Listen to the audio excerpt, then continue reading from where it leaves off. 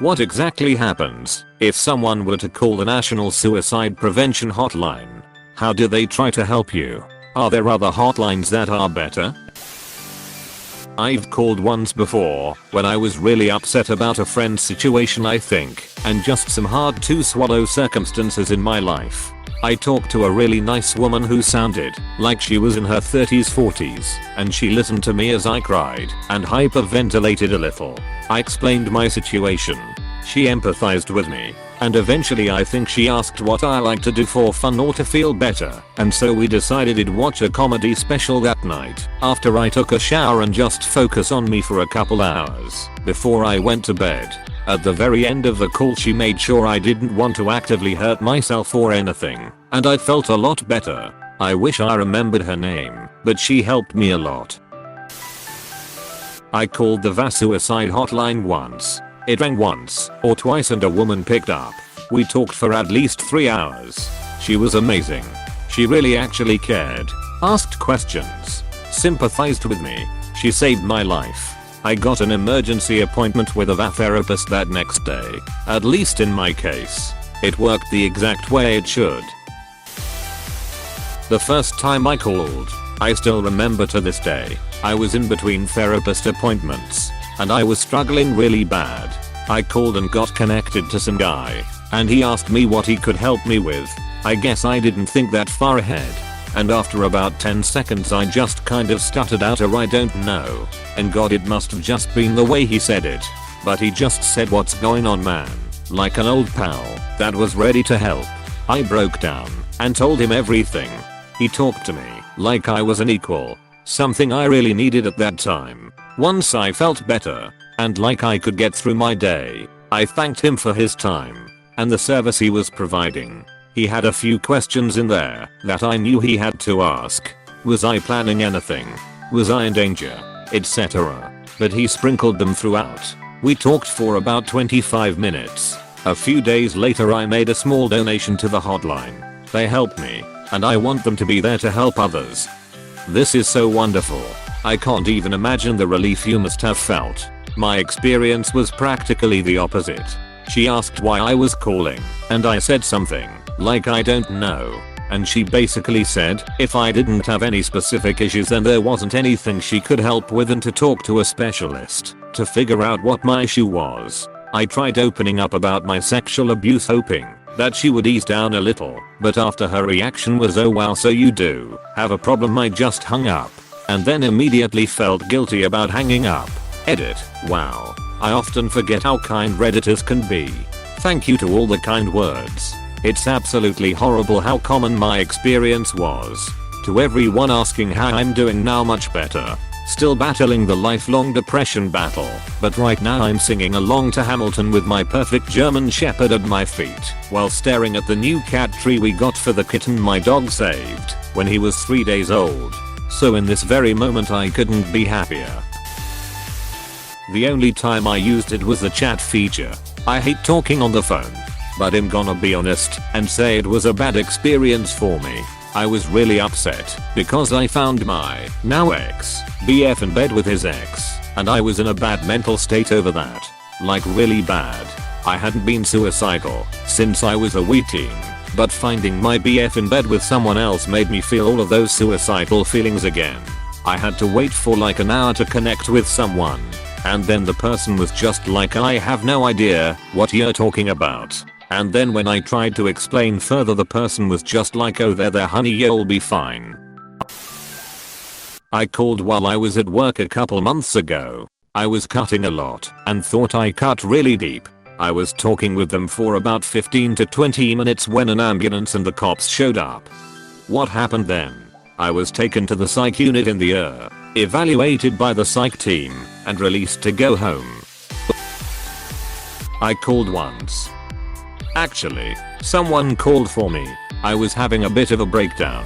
I wasn't screaming or flying off the handle. I was just venting, and I needed someone. Instead of talking me through it, my ex dialed the number on his cell phone, handed it to me, and then went to bed. A man answered. He sounded like I disturbed him from something he would rather be doing. I just wanted to vent, and I was crying. But not hysterical. I asked him what I should do. I wanted some direction or some comfort, and for someone to tell me that it would be okay. He told me to call an ambulance, and that was the only advice he said he felt he could give. Totally let down. Went to bed defeated. If you're not an empathetic person, please don't volunteer to do this stuff.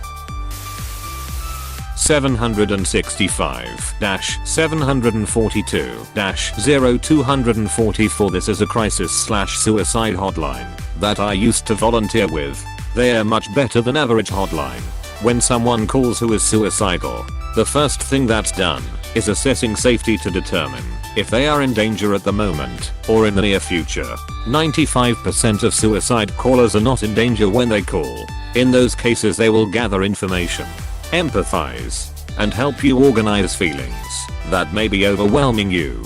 After that you'll start moving towards solutions. A good hotline will not give advice or solutions. Instead, they will talk through solutions that you come up with.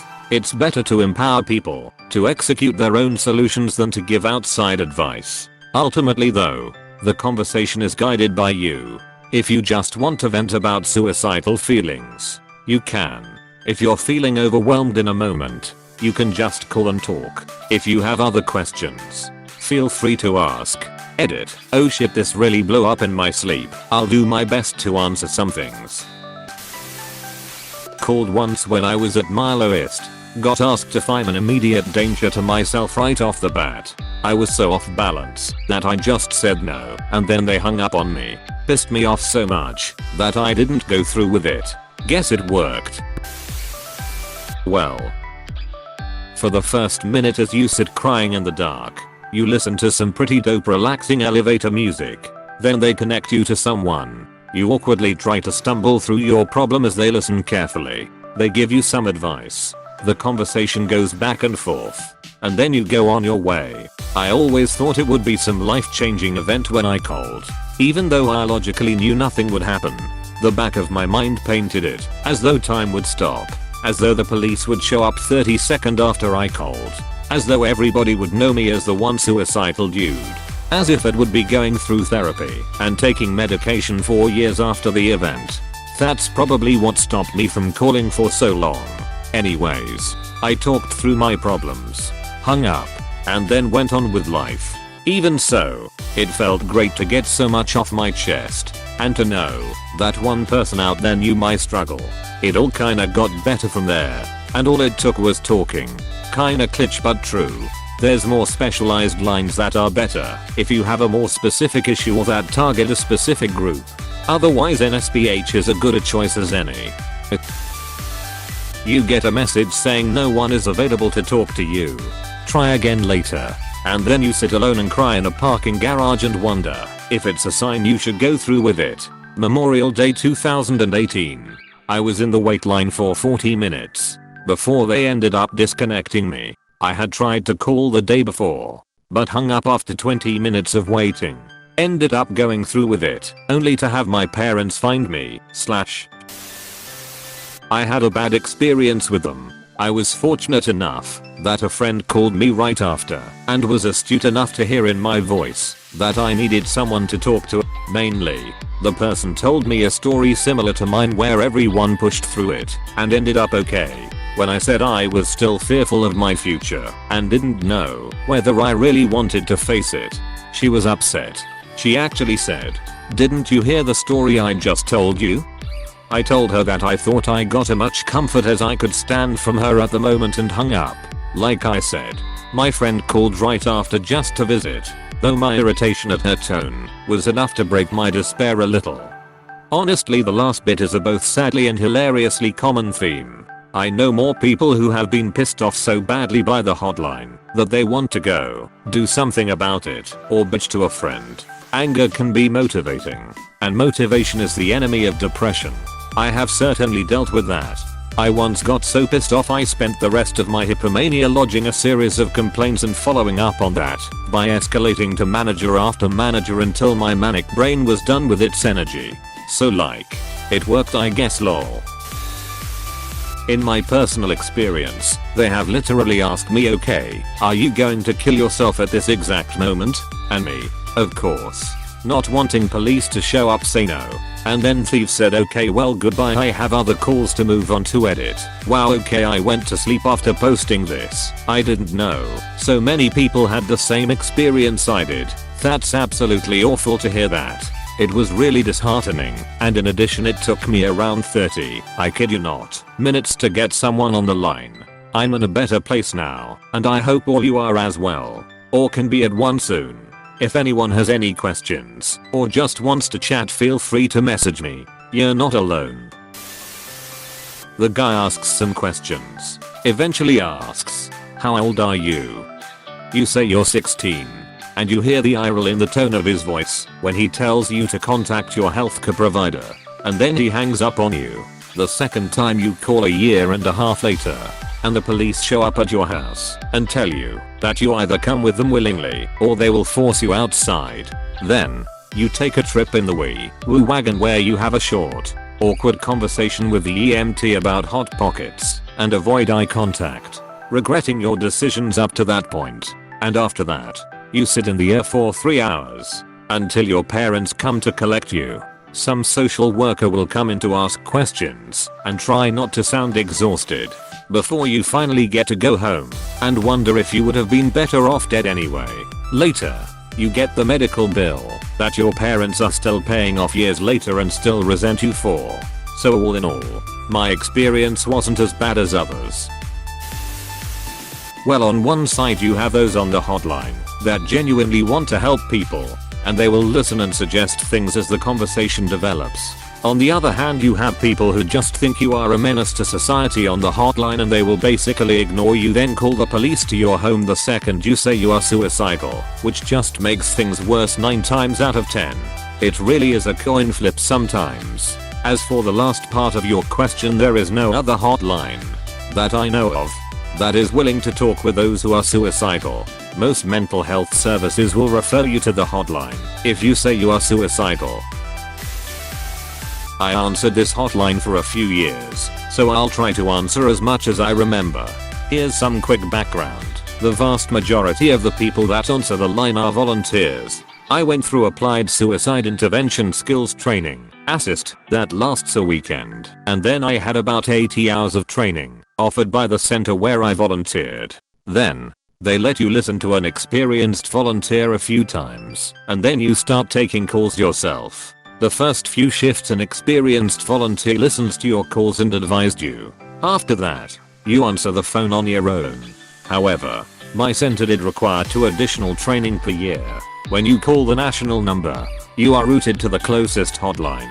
If the closest hotline doesn't answer, you are supposed to be routed to the nearest hotline after that. For example, if you're in Los Angeles, but the Los Angeles center doesn't pick up, then you may be routed to the San Diego center.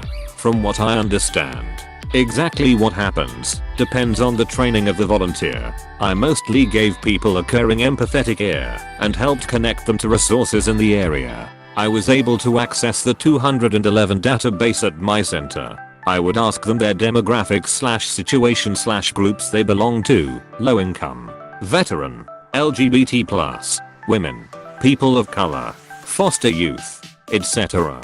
and see if there were specific groups that were available to help them. I'd talk to them about their reasons for suicide and work on trying to find ways to keep them safe. I'd like to think that I helped some of the people that I spoke to. Are there other hotlines that are better? I feel like that's a bit hard to say. If you're dealing with a specific issue that has a hotline associated with it, you may want to try calling the issue specific hotline as well. They may be better trained on that topic. For example, if an individual is struggling with their sexuality, they may want to reach out to a LGBT+ specific hotline. The National Suicide Hotline basically links local hotlines. If someone from the other side of the US called me, I was limited on the resources that I could offer. Arguably, that could make me less effective than someone that is closer to the caller, that has more local resources to offer. As a counterpoint to that, my center required in-service training, and I've heard that many other centers don't require that. Arguably, I may have been more effective as I received frequent training. The quality of the help you receive really depends on the center and the volunteer. Well, I've got some experience Quite recent actually. I suffer with some form of mental illness I have not yet been diagnosed with, but I believe it to be some form of bipolar or personality disorder. Very high highs and extremely suicidal lows. I called my GP. They were to set up a call back with a mental health nurse the day after. They never rang me. I rang some charities, but it was all just to talk through what I was feeling, when at that point in time I really wanted help. It was my last option before I turned to suicide. I decided to ring 111, non-emergency, and explain my symptoms. They put me through to a mental health crisis nurse which told me she can only tell me to ring the GP again the next day when they're open and try some antidepressants. I did tell her that I really would like to be assessed as maybe they're not the exact right thing for me. I then rang a crisis team that I had the number for from an old therapist, explained that I was very suicidal and I could not cope any longer. I said I didn't explicitly want to kill myself that night, but I stressed on how, if I do not get help sooner rather than later I will, because I cannot take this anymore. I need help. Unfortunately the best they could do was ask me to call my CBT team to refer me to them and get put on another waiting list to see a different team. TL. Doctor tried my very best to get help. It's actually a shit ton harder than I thought, and I didn't really get any. I'm going to copy/paste what I previously wrote in a different thread. Call 211 instead. The suicide hotline was a bunch of unempathetic individuals who were completely detached from the situation at hand. This was my exchange with them. Do you want us to call an ambulance and get police involved? No? Okay. Well, call us back if you feel like you need to. No help or alternative than to send cops to drag you out without listening to a word you say. A warning to everyone. Never ever get the police involved. I have only heard horrible stories that turned a scary situation into one that is 1000 times worse mentally. 211 was amazing. I told them my situation and that I needed help but was overwhelmed and didn't know where to start. My brain was a mess and I could not even think straight. They asked me if they could contact places on my behalf for an inpatient program. I said yes, and within minutes they had left messages for several clinics and had gotten the answer from several hospitals in the surrounding cities. Between every action they did, they reconnected to me and updated me and told me what they were doing next. So it was not like I was on hold for several minutes either, as my mind was racing. They coordinated everything and even did follow-up calls to me 3 days later and a week later to ask how I was doing. The person was super helpful. I hope I never experience anything like that again in my life. But if does, I feel like I could put my life and well-being in their hands. Hey, thanks for watching and don't forget to subscribe.